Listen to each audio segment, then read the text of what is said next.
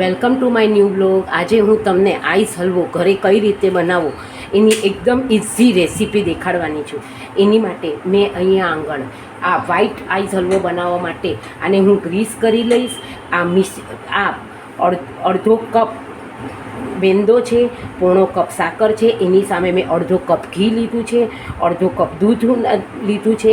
આ મેં ગ્રીસ માટે ઘી લીધું છે. આને મેં અડધો કલાક માટે દૂધમાં પલાળી દીધેલું કેસર છે. આ બદામની કાતરી છે ગાર્નિશિંગ માટે. આ પિસ્તાની કાતરી છે અને આ હું આખી પાખી ઇલાયચી લીધી છે. સૌ પ્રથમ હું આ મેંદો, ઘી, ખાંડ બધું જ લઈ અને આમાં પધરાવી દઈશ અને ઠંડુ જ એને હલાવી સતત એક રસ થઈ ગયા પછી ગેસ ઉપર રાખી અને એને હલવા માટે તૈયાર કરીશ. મેં હજી ગેસ ચાલુ નથી કર્યો. મેં આમાં અડધો કપ મેંદો, અડધો કપ દૂધ અને અડધો કપ ઘી લીધું છે અને પોણો કપ મિશ્રી પધરાવીને હું આને એક સરખું હલાવી રહી છું. આ એકદમ એક રસ થઈ જશે અને થોડીક સાકર ઓગળી જશે પછી હું ગેસ ઉપર ગરમ કરવા માટે મૂકીશ. આપણું મિશ્રણ એક સરખું એક રસ થઈ ગયું છે. હવે હું આને ગેસ ઉપર ગરમ કરવા માટે મૂકીશ અને આપણું ગોટી પડતું થશે ત્યાં સુધી એને સતત હલાવતી રહીશ. મેં ગેસ ચાલુ કરી દીધો છે અને એક સરખું હલાવું છું. મીડિયમ ફ્લેમ પર મેં અત્યારે રાખ્યું છે. હવે હું એને એક સરખું હલાવી રહી છું. એક સરખું હલાવવાથી આપણો ઝડપથી થઈ જશે અને ચીટકશે પણ નહીં. 7 થી 8 મિનિટ હલાવ્યા પછી હવે આપણું એક સરખું મિશ્રણ તૈયાર થવા માંડ્યું છે અને બોટમ પણ છોડવા માંડ્યું છે. હવે હું જોઈ ચેક કરી લઈશ કે ગોટી જેવું વળે જ છે નહીં. ત્યાર પછી જ હું એને પાથરવાની શરૂઆત કરીશ. આ તમે જોઈ શકો છો. હવે આની ચીકાશ ઓછી થઈ ગઈ છે અને થોડીક વાર હજી રાખવું પડશે. આ એકદમ ગોટી વળતું નથી થતું. આ એકદમ સરસ હાથને પણ નથી ચીટકતું ને ગોટી પડતું થઈ ગયું છે. હવે હું એને બટર પેપર પર રાખી અને વેલણથી વણીને એકદમ પતલું પાથરીશ. આ એકદમ પતલું મેં પાથરી લીધું છે. હવે હું એની પર બદામની કતરણ, પિસ્તાની કતરણ અને આખી પાખી એલચી પધરાવીશ. મેં આ આઈસ હલવાને બટર પેપર પરથી આની ઉપર જે સામગ્રી પધરાવવાનું છે એને ઉલટું કરીને એમાં વણી લીધું છે. હવે હું આની ઉપર એલચીના અધકચરી એલચી અને બદામ અને પિસ્તાથી એને ડેકોરેશન કરીશ. આની ઉપર મેં બદામ અને પિસ્તાની કતરણ અને એલચીના અધકચરા ભૂક્કાથી આને મેં વણી લીધું છે.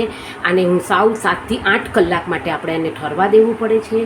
અને હવે હું આની પર ચોરસ સ્ક્વેર પીસીસ થાય એટલે મેં બટર પેપર પરથી આની ઉપર શિફ્ટ કરી નાખ્યું છે. હવે આપણે કેસર આઈસ હલવો બનાવશું એની માટે મેં સેમ જ માપ લીધું છે. અડધો કપ મેં દૂધ લીધું છે, અડધો કપ ઘી લીધું છે, પોણો કપ મિશ્રી લીધી છે અને આ જ માપથી અડધો કપ મેં મેંદો લીધો છે. અને મેં બદામની કાતરી લીધી છે ડેકોરેશન માટે, પિસ્તા લીધા છે, આ ઘી લીધું છે મેં ગ્રીસ કરવા માટે અને બદામ આ કેસરને મેં અડધો કલાક માટે દૂધમાં પલાળી રાખ્યું છે. હવે હું એમાં પધરાવીશ અને મેં આને ઘીથી ગ્રીસ કરી લીધું છે. હવે જે મેં વ્હાઈટ આઈસ હલવામાં જેવી રીતે પહેલાં ઠંડુ જ મિક્સ કરેલું બધું એવી જ રીતે મેં આ અડધો કપ મેંદો લીધો છે.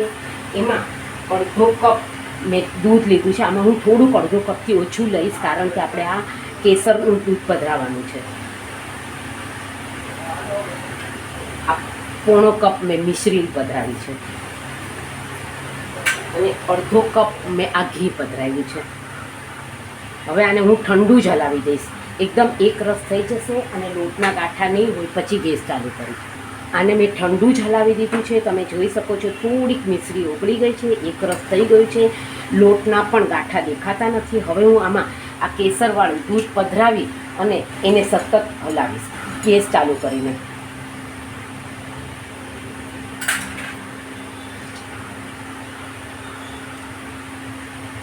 મેં આમાં અડધો કપ મેંદો લીધો છે, અડધો કપ ઘી લીધું છે, અડધો કપ દૂધ લીધું છે અને પોણો કપ આમાં સાકર લીધું છે. એ જ માપ આનું પણ લીધું છે. એટલે કેસરવાળું દૂધ હતું એટલે મેં થોડુંક આમાં દૂધ ઓછું પધરાવેલું. હવે આ કેસરવાળું દૂધ મેં પધરાવી દીધું. આ કેસરવાળું લેયર પણ હવે એક રસ થવાની શરૂઆત થઈ ગઈ છે. હવે આ પણ ગોટી પડતું થશે પછી એને વ્હાઈટ ઉપર હું પાથરી લઈશ. આ જોઈ શકો છો તમે એકદમ ગોટી પડતું થઈ ગયું છે. હવે હું એને આ વ્હાઈટ લેયર ઉપર પાથરી દઈશ અને એની ઉપર ફરીથી એલચી, બદામ અને પિસ્તાની કતરણથી ગાર્નિશિંગ કરી. તો મેં આ વ્હાઈટ લેયર ઉપર પધરાવી દીધું છે. હવે સેમ એવી જ રીતે હું સાવ પતલું વણીશ. મેં સાવ હલકા હાથે અને બીજું લેયર મેં હાથેથી અને વેલણની મદદથી એકદમ સરસ પથરાઈ ગયું છે. હવે આની પર એલચીનો સેમ એવી જ રીતે અને બદામ અને પિસ્તાથી એને ગાર્નિશિંગ કરી. આને મેં એકદમ હલકા હાથે વેલણની મદદથી હું કરું આવી રીતે હું એને અંદર થોડુંક વજન આપી અને એક સરખું થઈ જાય લેયર એવી રીતે મેં એને વણી લીધું છે.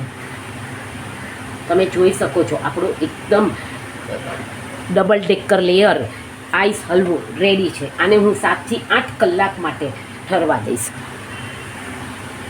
તો આપણું આ ડબલ લેયર સિંગલ ધમાકા આઈસ હલવો રેડી છે.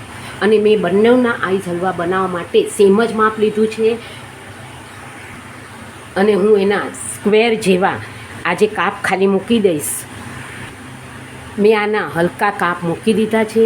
હવે આપણે એને 7 થી 8 કલાક થઈ જશે પછી પરફેક્ટ ઉખડશે. Thank you for watching my video. See you tomorrow. Like, share and subscribe.